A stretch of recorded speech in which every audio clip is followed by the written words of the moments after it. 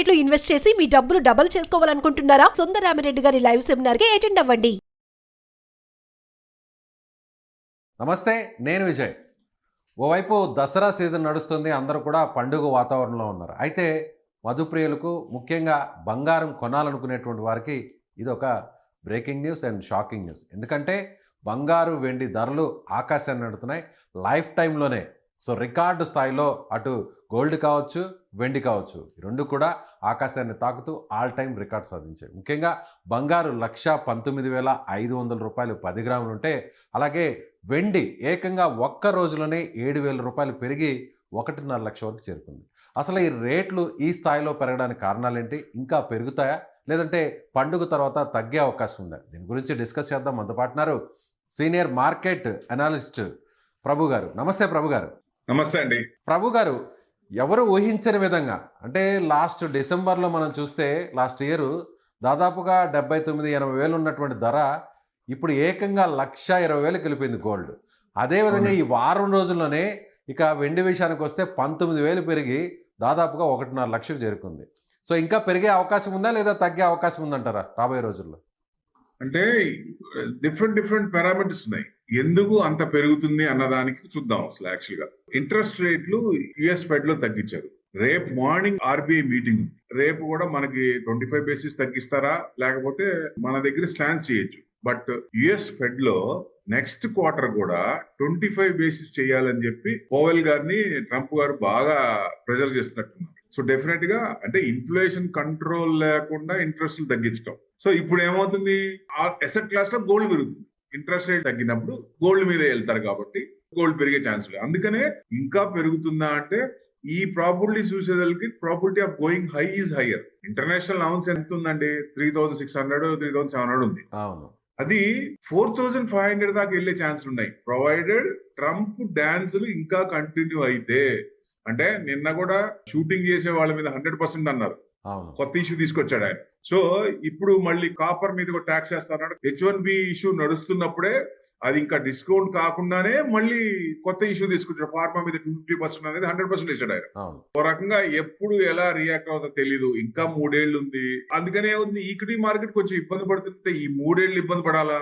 ఈ 3 ఏళ్ళు equity market ఇబ్బంది పడుతున్నప్పుడు ఆల్టర్నేట్ అసెట్ క్లాస్ లో గోల్డ్ మీద ఇది వెళ్తారు కాబట్టి గోల్డ్ పెరిగే ఛాన్స్ ఉందా అంటే ఇదొక పాయింట్. సెకండ్ పాయింట్ వచ్చేసరికి సెంట్రల్ బ్యాంక్స్ విపరీతంగా ఎక్రూడ్ చేస్తున్నాయి. సో ఎక్కడ కూడా ఆల్ట్ లేదు. చిన్న కంట్రీస్ కూడా they are accruing like anything. So gold అనేది ఎందుకంటే ఇట్స్ అన్ ఇమీడియట్ క్యాష్. ఏదైనా ప్రాబ్లం వచ్చినప్పుడు ఇప్పుడు చూసాం కదా బంగ్లాదేశ్. అంటే దేశాల మధ్య యుద్ధ వాతావరణాలు, ఇంకా కూడా ఆ వాతావరణం చల్లారకపోవడం, తగ్గకపోవడం కూడా కారణం అనుకోవచ్చా? యుఎస్ రష్యా మీద శాంక్షన్స్ చేసినప్పుడు రష్యా స్టార్టింగ్ లో కొంచెం ఇబ్బంది పడింది. ఏది లిక్విడిటీ లేక.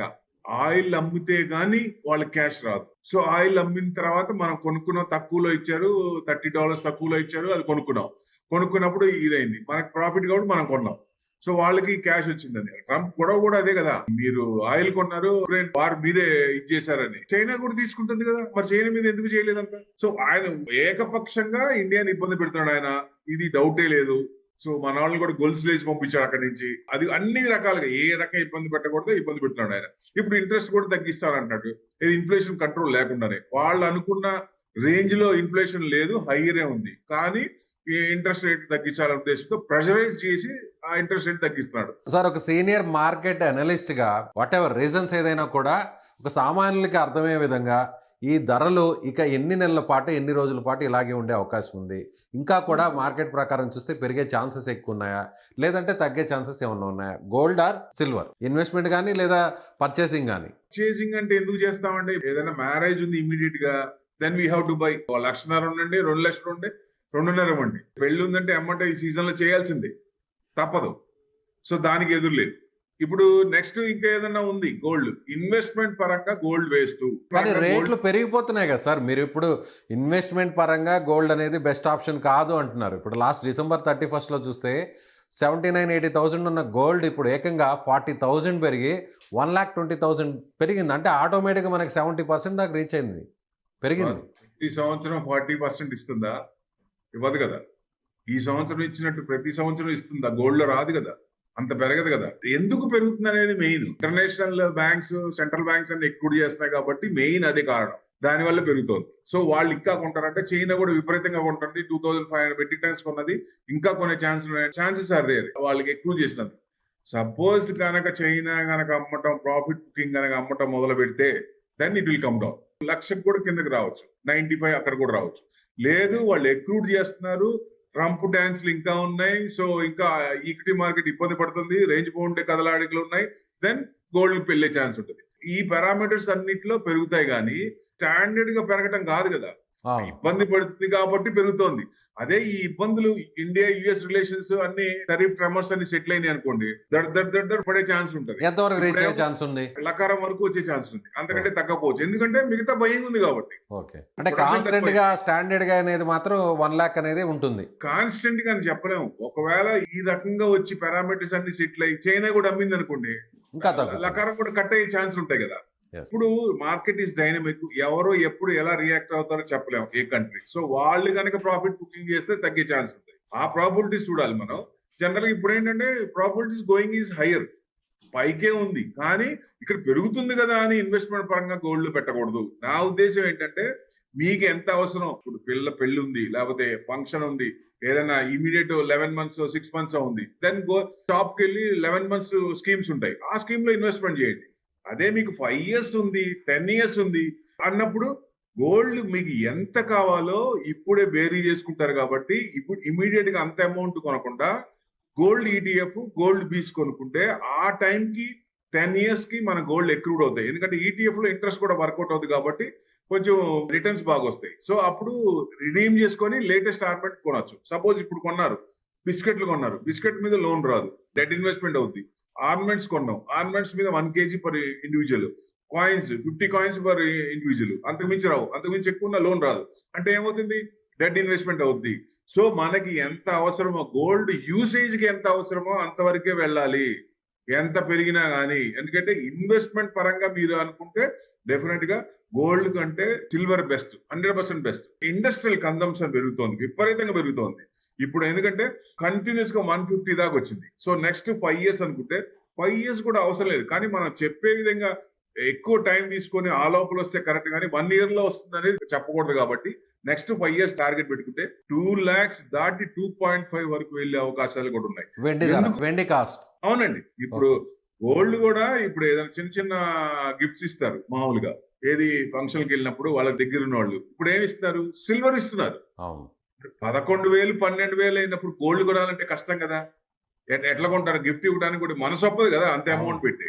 సో ఆ చేంజ్ వచ్చింది, రిటైల్ పర్సంటేజ్ పెరిగింది, కానీ ఫుట్ ఫాల్ ఇన్ షాప్స్ తగ్గింది, విపరీతంగా తగ్గింది. లాస్ట్ ఇయర్ కి ఈ ఇయర్ కి తగ్గింది. ఇప్పుడు సీజన్ అసలు పెళ్లిళ్ళ సీజన్ స్టార్ట్ అవుతుంది, మళ్ళీ దివాళీ వస్తుంది, దంతెరాస్ స్టార్ట్ అవుతుంది, దంతెరాస్ గోల్డ్ సెంటిమెంట్.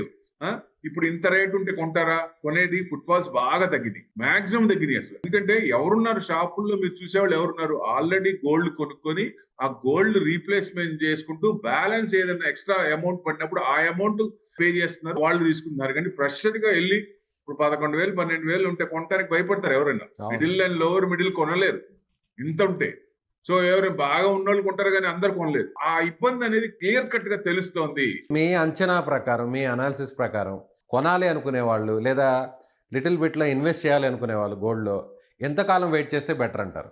గోల్డ్ లో కొనాలంటే లంసమ్ గా కొనేదానికంటే స్టాగర్డ్ మేనర్ లో ఎస్ఐపి ద్వారా సిస్టమాటిక్ ఇన్వెస్ట్మెంట్ ప్లాన్ లాగా మీరు దాని ఈటీఎఫ్స్ కానీ లేకపోతే పార్ట్ గా ఫిజికల్ గోల్డ్ కూడా పార్ట్ గా కొనుక్కుంటే బెస్ట్ అని నా ఉద్దేశం. ఇది ఒకేసారి కొనుక్కుంటా టైం ఉంటే. అదే టైం లేకపోతే కంపల్సరీగా ఎంత రేట్ ఉంటే అంత కొనాల్సిందే, no doubt at all. So time ఉంది, 5 years టైం ఉంది, 10 years టైం ఉన్నప్పుడు ఒకేసారి కొనుక్కుంటా. ఎందుకంటే ఒకేసారి ఏదైనా కొన్నారు, రేపు పొద్దున అన్ని పారామీటర్స్ మారి చైనా వాడు అమ్మేసి అనుకుంటా, దగ్గర పడినప్పుడు అప్పుడు అనిపిస్తుంది కదా, సో అరే ఆగుంటే బాగుండేది అది. అందుకని ఆ ఫియర్ ఉంది కాబట్టి అంటే స్టెప్ బై స్టెప్ కొంత మొత్తంలో అలా కొనుక్కోవడం, టైం ని బట్టి చూసుకొని స్టాగర్డ్ మేనర్ లో ఇన్వెస్ట్మెంట్ చేయటం ఉత్తమం. లేదు అంటే మీకు గోల్డ్ ఈటీఎఫ్ కానీ గోల్డ్ పీస్ కానీ, గోల్డ్ పీస్ మీకు లిస్టింగ్ అవుతాయి, ఎన్ఎస్సి లో లిస్టింగ్ అవుతాయి గోల్డ్ పీస్. గోల్డ్ ఈటీఎఫ్ అంటే మ్యూచువల్ ఫండ్స్, ఒక్కొక్క ఫండ్ కి ఒక్కొక్క ఏఎంసీ లో ఒక ఈటీఎఫ్ ఉంటుంది, వాటిల్లో ఇన్వెస్ట్మెంట్ చేస్తే మీకు మామూలుగా డైరెక్ట్ గా గ్రామ్ కొనేటప్పుడు ఇంత ఉంటది, ఈటీఎఫ్ తక్కువే ఉంటాయి, ఎక్కువ యూనిట్స్ వస్తాయి. సో అక్కడ కొంచెం ప్రాఫిట్ వచ్చే అవకాశం ఉంటుంది. కాబట్టి టైం ఉన్న వాళ్ళకి మేము ప్రిఫర్ చేసేది ఇది, గోల్డ్ ETF పెట్టుకోండి. ఓకే సార్, హ్యాపీగా. ఓకే. గోల్డ్ విషయంలో ఇది. మరి సిల్వర్ విషయంలో అయితే ఇన్వెస్ట్మెంట్ చేయొచ్చు, ఏమాత్రం ఆలోచన చేయాల్సిన అవసరం లేదంటున్నారు. 150 ఉంది, ఎప్పుడైనా కొనొచ్చు. ఎందుకంటే ఇండస్ట్రియల్ కన్సంప్షన్, ఇప్పుడు మీరు ల్యాప్టాప్ కానీ, ఫ్రిడ్జ్లు కానీ, ఏ ఎలక్ట్రానిక్ ఐటమ్ తీసుకున్నా సిల్వర్ యూసేజ్. ఈవెన్ పెద్ద పెద్ద షిప్పులు ఉంటాయి, ఆ షిప్పులు ఒడ్డులకు రాకుండా నీళ్ళల్లో ఉంటాయి. లంగర్ అది వేస్తారు కింద సముద్రం కొంచెం తేమ లంగర్ మధ్యలో వేస్తారు. ఉన్నప్పుడు. అవును. ఆ కింద వాటర్ ఉంటాయి. ఇంకా ఆ వాటర్ రెస్ట్ పట్టకుండా ఇదివరకు వేరే మెటల్ వాడేవాళ్ళు సిల్వర్ వాడతారు. ఓ సో యూసేజ్ అనేది పెరుగుతోంది. ఇప్పుడున్న కంపెనీస్ కి ఎంత అవసరమో అక్కడ కూడా ప్రొడక్షన్ తక్కువైంది, మైనింగ్ లేదు, దాని నుంచి ఎక్కువ ప్రొడక్షన్ లేదు కాబట్టి డిమాండ్ సప్లై ప్రకారం తీసుకుంటే డిమాండ్ ఎక్కువ ఉంది కాబట్టి ఇంకా పెరిగే ఛాన్స్ ఉంది. ప్లస్ ఇప్పుడున్న కంపెనీలకి ఫ్యూచర్ లో వచ్చే కంపెనీలు కూడా అవి కూడా యూసేజ్ పెరుగుతుంది కాబట్టి సిల్వర్ ఆ రకంగా రేషియో వేసుకుంటే నెక్స్ట్ 5 years టార్గెట్ వేసుకుంటే 2 to 2.5 వరకు వచ్చే అవకాశాలు ఉన్నాయి. ఇన్వెస్ట్మెంట్ పరంగా ఎవరైనా సరే గోల్డ్ కంటే సిల్వర్ లో పెట్టడం చాలా ఉత్తమం, సేఫ్టీ కూడా. ఎందుకంటే పడటం అంత పడట్లేదు చూడండి, గోల్డ్ ఒకవేళ పడినా అక్కడ పడుతుంది కానీ సిల్వర్ వెనక్కి తీసుకోవట్లా, ఎందుకంటే డిమాండ్ ఉంది, ఎక్కువ ఇండస్ట్రియల్ కన్సంప్షన్ ఎక్కువ ఉంది కాబట్టి దానివల్ల పెరుగుతుంది. ఎప్పుడైనా మనం ఒక బేరీజ్ చేసుకుంటాం, స్టాండర్డ్ చూసుకుంటాం, అనే అనీవెన్గా ఉంది ఇది పెడితే తగ్గిపోద్దా అనుకున్నప్పుడు పెట్టాల్సిన పని లేదు. అప్పుడు మనం అనుకున్న ప్రకారం స్టాగర్డ్ మేనర్ లో పార్ట్ కొంటే లోవర్ లోస్ లో కొంటారు కాబట్టి యావరేజ్ అవుతుంది. రూపీ కాస్టింగ్ యావరేజ్ అయ్యి వాళ్ళు కొన్న టోటల్ దాంట్లో తక్కువ పడుతుంది. అది చేయటం ఉత్తమం హైలో ఉన్నప్పుడు. ఇది కంటిన్యూస్ గా ఇంకా పెరిగే ఛాన్స్ ఉన్నాయి కాబట్టి ఇది కళ్ళు మూసుకొని ఇవాళ 150 ఉంటే 150 కూడా కొనుక్కోవచ్చు. No doubt it all. ఇదండి. Okay sir, thank you sir, thank you so much. Thank you. So ఇది సీనియర్ మార్కెట్ అనలిస్ట్ ప్రభు గారు చెప్తున్నట్టుగా ప్రస్తుతానికైతే మాత్రం బంగారం మీద పెట్టుబడి పెట్టాలనుకునేటువంటి వారు వాళ్ళ ఆలోచనను విరమించుకోవాలి. సిల్వర్ మీద, వెండి మీద పెట్టుబడి పెట్టాలనుకుంటే ఖచ్చితంగా ఇది రైట్ టైం. ఎందుకంటే సిల్వర్ని, వెండిని ఇండస్ట్రియల్ పరంగా వాడకం అనేది కూడా పెరుగుతుంది కాబట్టి ఇంకా కూడా గ్రాడ్యువల్గా పెరిగే అవకాశం ఉంది. ఒకవేళ ధరలు తగ్గినా కూడా బంగారం స్థాయిలో పడిపోయేటువంటి అవకాశం వెండికి లేదని ఆయన చెప్తున్నారు. Thank you so much.